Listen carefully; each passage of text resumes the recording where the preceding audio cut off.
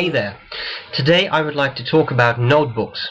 If you own a fountain pen, you probably use it to write, and what better medium to write in than a notebook, right? You can take it with you, it has paper, so great stuff. Now there's a number of brands of notebooks out there, and I'm not going to cover them all, but I'll cover quite a bit of them. There are two brands that I will not cover. I will not cover Quo Vadis, known for the Habana, and I will not cover Rhodia, known for the web notebook. I'm sorry about that, but I simply do not own those notebooks, so I can't tell you anything about them. I have heard good things about them, and especially the Quo Vadis Habana, I think, uses Clairefontaine. I actually use the American pronunciation here. It uses Clairefontaine paper. I do know Clairefontaine paper. I have some notepads of Clairefontaine paper, and that is very smooth, very nice paper. So I have no doubt that the Quo Vadis and the Rhodia brands make excellent notebooks, but I don't own them. They are fairly expensive, so that could be a reason not to buy them for you. I would like to cover some common notebooks and some less common notebooks. And I think it's a good thing if I make one thing clear in advance. I'm not going to show you any writing samples in these notebooks. It's not because I'm unwilling to write in them, but the problem is that there are two, I think, main issues with notebooks: bleed through and feathering. I'll explain what that is in a second. But the problem is that depends not just on the paper, but also on the pen you use. And if you only use extra fine nibs, then the effect of bleed through and the amount of feathering will not be very pronounced, I think. If you use extremely wet double broad nibs, then you will have a lot of feathering and you will definitely have a lot of bleed through. So I cannot show you a huge range of pens and write with them in these notebooks, because that would take up a lot of time. Not so much for me, but for you if you want to watch this. So I'm not going to do that. However, the Moleskine notebook I'll use and the Leuchtturm notebook I use are featured in pretty much all of my fountain pen reviews. I do my writing samples in those two notebooks, and those are the two I like best. So if you want to see what they're like, check out my reviews. Good. Okay. What's feathering and what is bleed through? If fountain pens are somewhat new for you, then you may not know. Well, feathering is a bit difficult to explain, but what happens is that the paper absorbs your ink, and then when you draw a line with your fountain pen, you get these little lines extending from your writing, which is fairly obnoxious. Now, it would be very useful if I could show you some feathering, but my camera does not pick it up. So I will try to upload a still photograph, a close-up of some feathering, so you can see what I mean. I'll do that at the end of the video. The other issue is bleed-through. Bleed-through quite simply refers to the fact that sometimes you write on one page, and then when you turn it over, the ink actually blots through. You can actually see it on the other side of the paper. Now that is not to be confused with what I call shade-through. It's very common to see some of the writing on the other side of the page, especially if you hold it against the light. But bleed through is a bit different. It's more pronounced. I'll try to give you an example of that. Let me see. Here you see that I created some patches of ink. Now if you turn the page around, this is bleed through. It's not just the writing on the other side is not so much visible, but it actually bled through, and it really interferes with the writing on the other side of the page. So there you have it. You got bleed through and you got feathering, and those are the two main issues with notebooks and paper in general.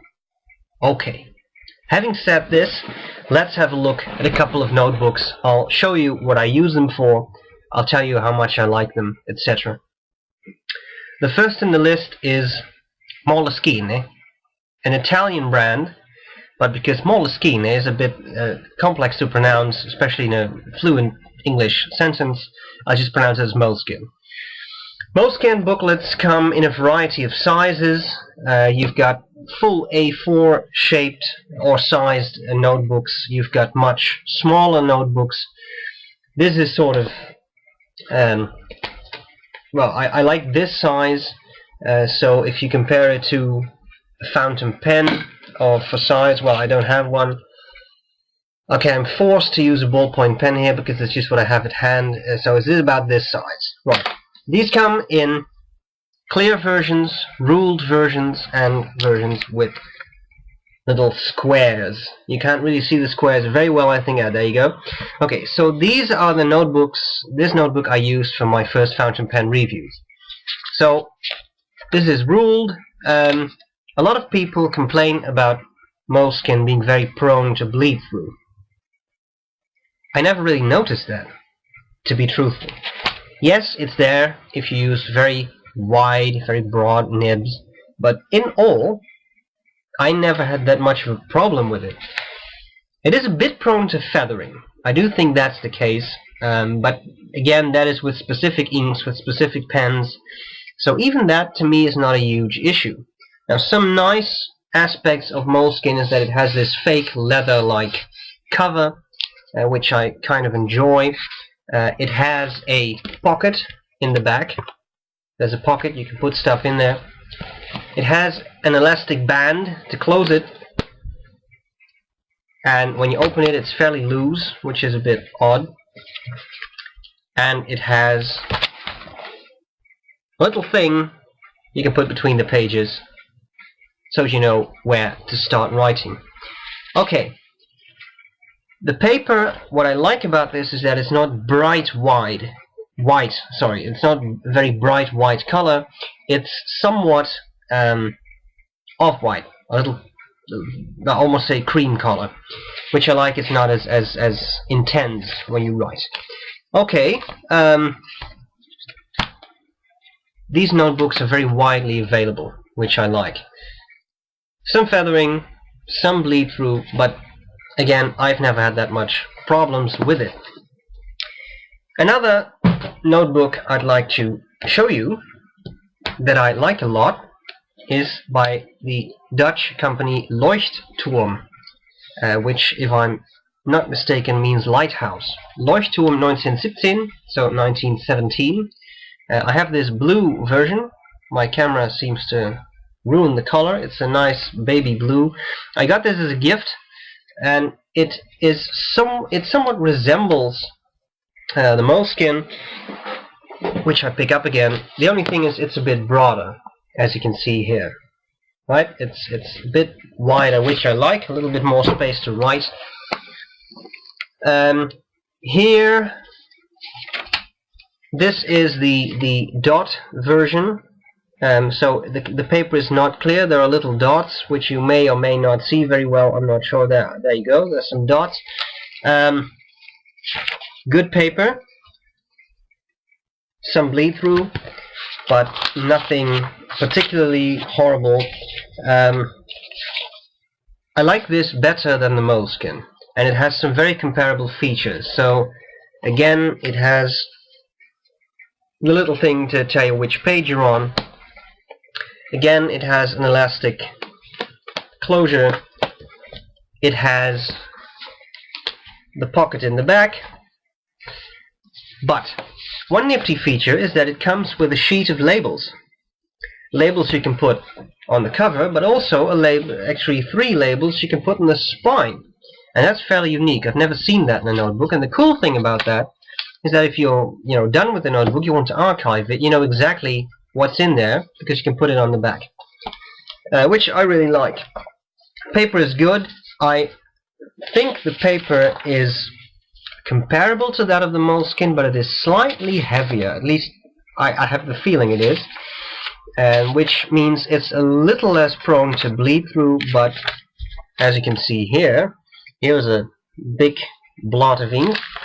On the other side, you can see it, but the effect is a lot less pronounced than it is in the Moleskine. So I think it's a slightly heavier paper, which is nice. Also, this paper is a little off-white. So again, it's not a very bright white color, which I like. So, another nice one, Leuchtturm. These come in a variety of sizes too, just like Moleskine. Another brand I really like is PaperBlanks, and these come in a variety of shapes. This is a nice, narrow, and fairly tall one. This one is also PaperBlanks. This is the Mark Twain edition, which is it resembles one of the Moleskine sizes, which is more of a regular notebook size. It also comes in these very small sizes, which I like, and as you can see, they've got beautiful covers. This is really, really nice, right? Like medieval stuff. And they have a magnetic closure, which clicks in place, and that's kind of cool. Okay, so this one I'd really like to show you what I use it for. First, let me say that the paper in these notebooks is fantastic. It's very smooth, and maybe I'm willing to call it smoother than the Moleskine, and I think also smoother than the Leuchtturm. And it's heavy. This is heavy paper. This little notebook, yeah, I recently had a spillage accident in my bag, which means the ink somewhat ran out.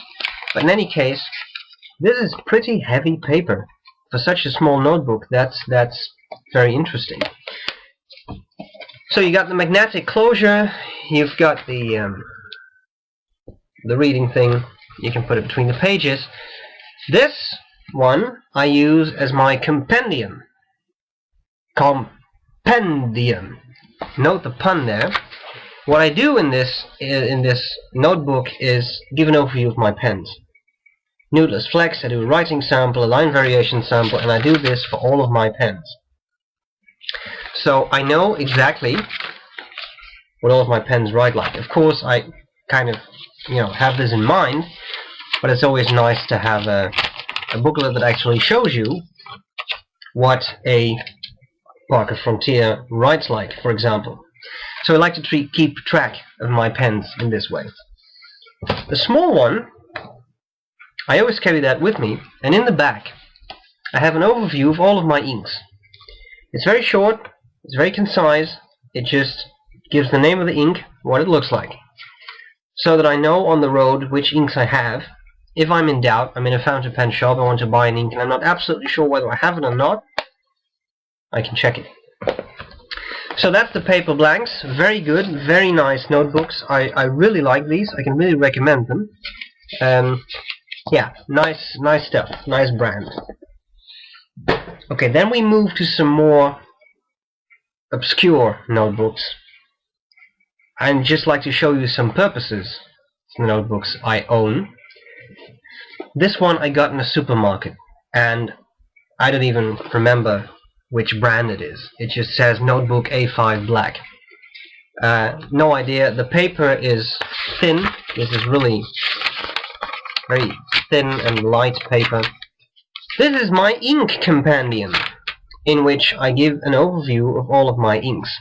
So I do some writing. Let me see one that the camera actually picks up. I do some writing with it, and I grade them for shading, waterproofness, that's a word, and that kind of stuff. So I know exactly which inks I have and what they look like in more detail than in than in the little booklet I've just shown you. So I don't know the brand. I'm not sure whether you'll be able to pick this up. The paper isn't that great. It's got a lot of feathering, and it's got some quite significant bleed through, as you can see on this page. So I wouldn't use this for everyday writing or taking notes, but it's good as an ink compendium. Then I have this one, and unfortunately I forgot which brand this is, because it is awesome. I remember it's an Italian notebook. I got it in Amsterdam, and it's fantastic. It's got this nice thing to sort of seal it. It's got a fake leather, well, more like a fake suede cover, which is really nice to the touch. And the paper is fantastic. This is the heaviest paper I've seen in a notebook like this. It has no feathering. It has no bleed through. And I use this for two purposes. I use it to practice calligraphy alphabet. That was foundational. Here we got some unseals. We got gothic stuff going on. So it's in there. And in the back, I have an ink encyclopedia. So all of my inks listed with the names, the brands, the color, what they look like, etc. And again, this is a fantastic notebook. It was very expensive. I think it was about 35 euros, which is a ridiculous amount of money for a notebook, but the paper quality is so awesome that I don't regret getting this. Then I'd like to show you this fascinating notebook. I got this at an arts exhibition. It's got a little leather string to tie it together. The cover is leather. This is really leather, and it's Indian. This paper, if I'm not mistaken, is called Khadi. Khadi is a type of handmade Indian paper, which is almost like parchment.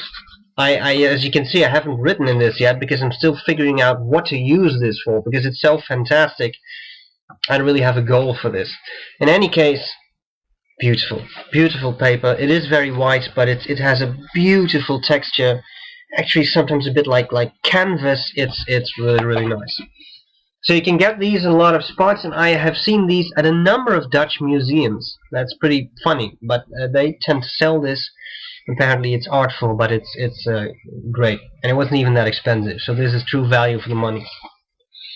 The last thing I'd like to show you is a very simple spiral bound notebook. I got this. It's got this little plastic cover. I got this at a regular office supply store. This is 120 gram paper, so this is really heavy and thick. There is no bleed through. There is hardly no feathering at all. And I use this for calligraphy exercises, things I'd like to try out. Sometimes, apparently this is a tribute to someone you may well know. I think I actually sent him a picture of this.